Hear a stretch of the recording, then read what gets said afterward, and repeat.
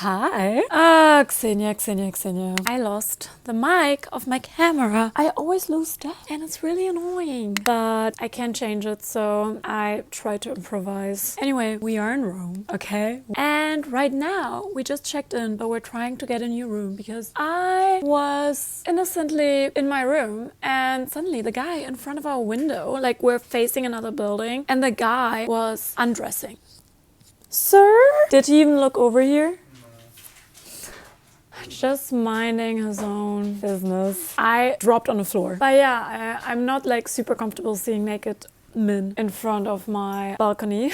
And the other thing that was so stressful was us going to Rome because we're surprising our friend. And I'm kind of scared that the walls are like thin and he can like hear me talk. I hope he cannot. So first of all, I had to change my Find My, because I share my location with all my best friends. My best friends and I were, so I had to improvise. And I thought it's brilliant if I leave my iPad, like my old iPad at my friend's house. But for some reason, it doesn't update. And that really stresses me out. So I told my friend to close and reopen the iPad every hour so it updates. My friend's like, are you okay? What the hell are you doing? Yeah, I was just so stressed about my location. But the worst was entering the hotel. I think they thought I'm on the run. Somebody is trying to arrest me and I'm on the run, because when we checked in, this is the lobby, okay? And the guy is here and we check in here and I was hiding here, on the side. I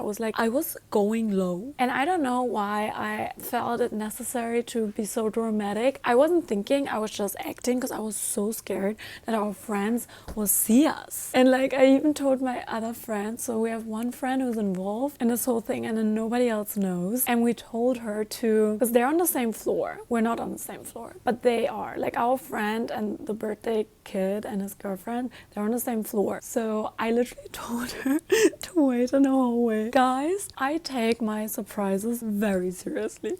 Okay, let's see how it goes. Guys, I am so nervous. I'm not okay. I feel like I'm doing the most important mission of my life. And it's literally just a surprise. But I take it very seriously. I think they're coming from over there. We're hiding behind this big car. So the idea... Oh my god, they called us. And now I'm panicking. Oh god, I'm so scared. I need to check location. Oh, okay, we got a table for 6. The owner is Mauro. Very nice guy. Mauro. Are they here? No, they're coming from a different direction. No. Are they coming from here? No. Jürgen, don't stress me like this. I can't. I'm literally peeing my pants. I'm so nervous. They will come from... I would just walk with a strut because our friend is doing these street interviews and I would be like, what is the best way to surprise a friend, yeah? How do we do it? I just walk like this, look, with glasses, because then you don't see me. And then I do this and I will film him. I'm like, what is the best? Okay? I'm so giggly. I'm so nervous. Oh god, I'm so nervous. Why am I so nervous? Okay. This is serious. Hey. What is the best way to surprise a friend? Yeah!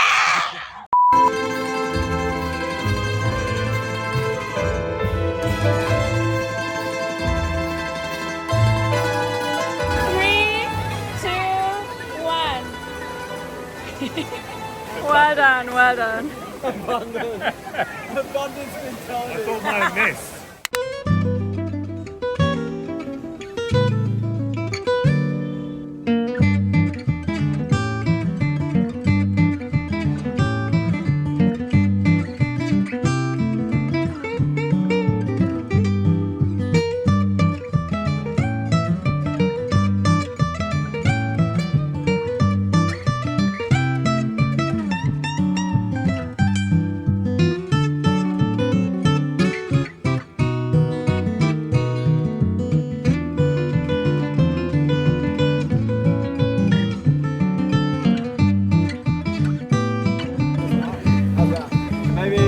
Wow, the light is amazing.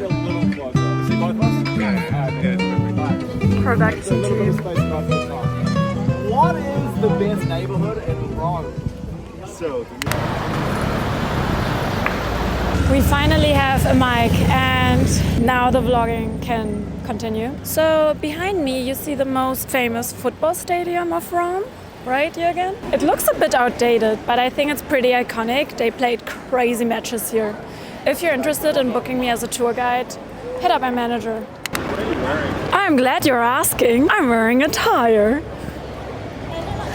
Beware of pickpockets.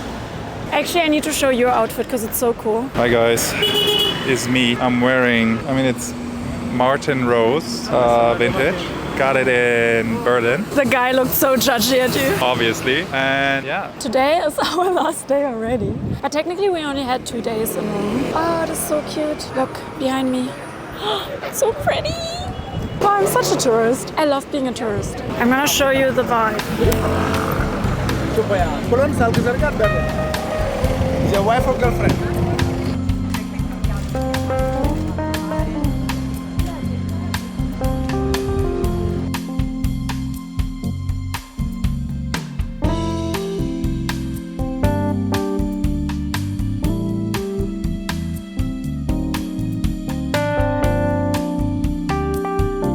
Wow, how beautiful. Guys, I think we should all come to Rome more often because it's genuinely the most beautiful. Name a more beautiful city. I think even Paris can keep up. It's so beautiful and we've been just really chilling. But I have to say, it's so beautiful here and I've had such an amazing time. But if I'm being very honest, I've also been quite anxious the last few days, like very restless. And I was wondering why it is. I was wondering if there's something about the city that makes me anxious, even though I love it here, or if it's just the general state of the world, which should make us all anxious. Hate when anxiety is really bad, and I don't know, I've been suffering through it. But also when anxiety hits, it's so important to stay grounded and practice gratitude. Like this morning we went running and we did a little gratitude flow.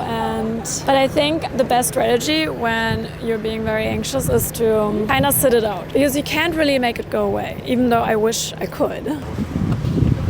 Sorry for the teeth. But I also, I spent such a nice weekend with my parents, and when I got here, I really missed everybody. We left through with my family, and I just realized that I really want to spend more time with my family, and I just really miss them. And I think that kind of added to the mood of me being anxious / sentimental. I've been very sentimental lately. Very. But yeah, better times are coming. Let's go.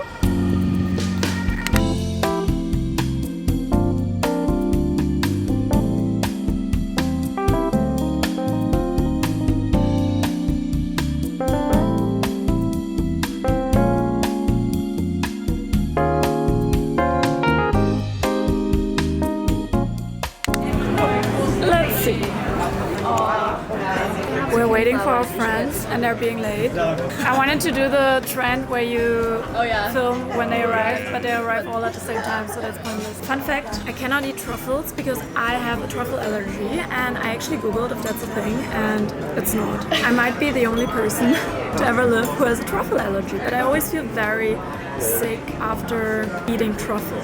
Ooh, I think there they are. What time is it? 11 minutes? 11 minutes, that's okay.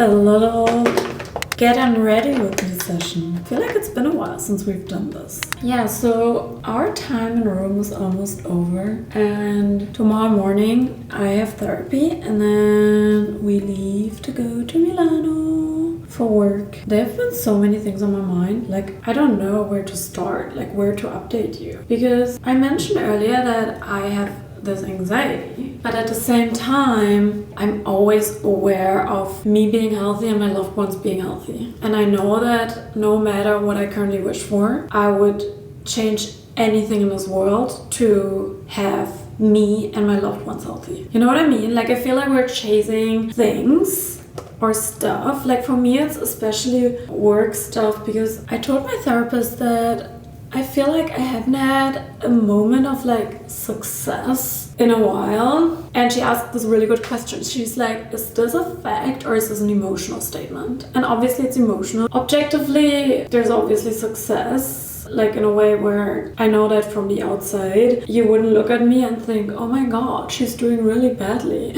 But I feel like, you know, I told you guys that last year this thing happened that really threw me off, like my orbit. Like I was orbiting for many years and something happened that threw me off my orbit, and that just put so many things in motion, and I'm still dealing with it. And it's been 9 months, and I feel like I still try to get back into this orbit, but I will never get back to the old orbit. I need to find a new orbit, and I've been really frustrating because it takes so long. I didn't expect me to struggle with this for such a long time, and yeah. And I'm chasing this, like, you know, when I say that I miss a feeling of success, I mean like me evolving to my next like step. You know, like every year, every other year, we keep evolving and we reach new milestones, and I feel like I haven't had a milestone in a while. And again, this is very superficial. I'm very well aware that there are like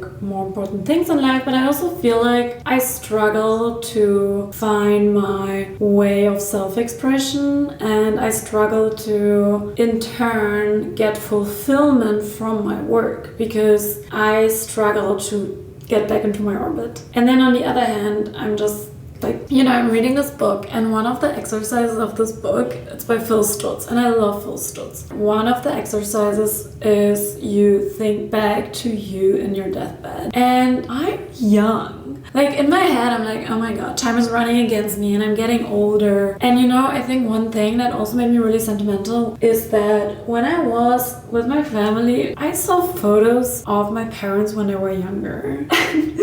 That just triggers something else, because the fact that our parents were like us at one point in time, and then they've lived a really long life, and I just look at their life and I'm like, wow, like you've lived a long life, and I hope you continue to live a long life. But it just made me realize, first of all, you know how there's this trend, like our parents are doing life for the first time too. And I think about that, and then I also think about how long a life is. And I feel very young and old at the same time, and it's so weird because I know that, like, oh my god, my 20s are behind me and now, you know, shit is about to get serious. But is it really? I once read in another book, and that was somebody who was older, and this person said the biggest lie people tell you or you believe is that one day you'll have it all figured out. And he was like in his 60s or 70s, and he's like, guess what, you'll never have it figured out. And I feel like I wait for this moment